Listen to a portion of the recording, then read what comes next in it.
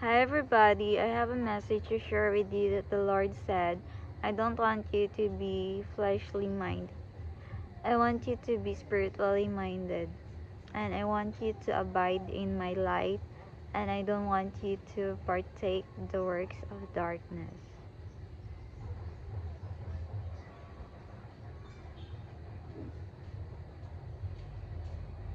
God said, remove the filth. I want you to be clean. I want you to be holy.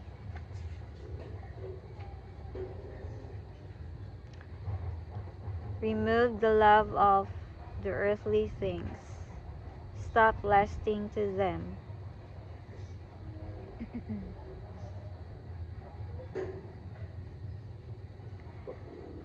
Keep on reading my words and keep on sharing my words. Stop doing the things that doesn't help you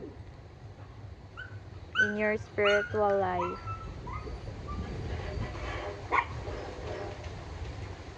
Stop doing the nonsense things.